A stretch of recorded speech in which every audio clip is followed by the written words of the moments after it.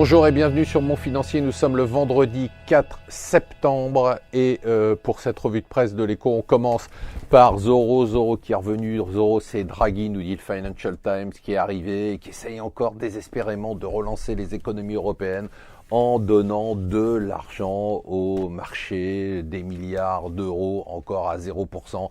Il a dit qu'il n'y aurait pas de limite, il en mettrait autant qu'il faut, mais malheureusement ça ne marche plus. D'ailleurs la bourse est remontée de façon très forte hier de plus de 2% et ce matin ça rechute parce qu'aujourd'hui on se rend très bien compte qu'il faut des réformes profondes et qu'on est dans une nouvelle économie et que le simple fait de mettre de l'argent ne sert à rien. Regardez ce qui se passe en France et c'est extrêmement clair.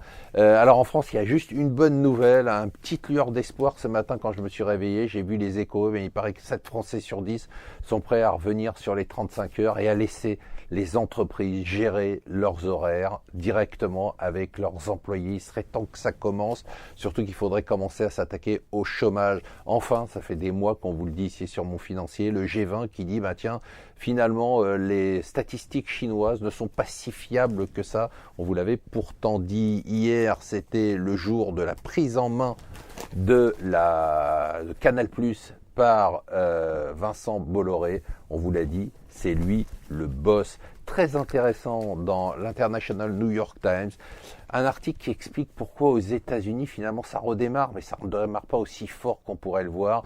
Et on s'aperçoit notamment que tous les gens qui sont payés au plus bas, voient leur salaire continuer à baisser. C'est assez frappant et très intéressant.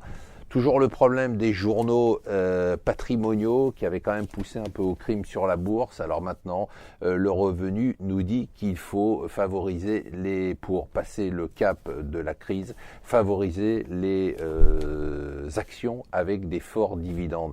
Et ce petit garçon s'appelle Elan, vous l'avez vu partout, la photo est terrible. Le Parisien met une photo plus sympathique, mais la photo de lui sur la plage est terrible. D'un autre côté, il y a beaucoup d'hypocrisie autour de cette photo. Je vous rappelle de ce Bring Back Our Girls que tous les twittos mondains avaient arboré. Les filles sont toujours là-bas, probablement mortes ou esclaves de Boko Haram, et tout le monde les a oubliées. J'espère que ce petit garçon ne sera pas oublié. Voilà, restez avec nous sur Mon Financier.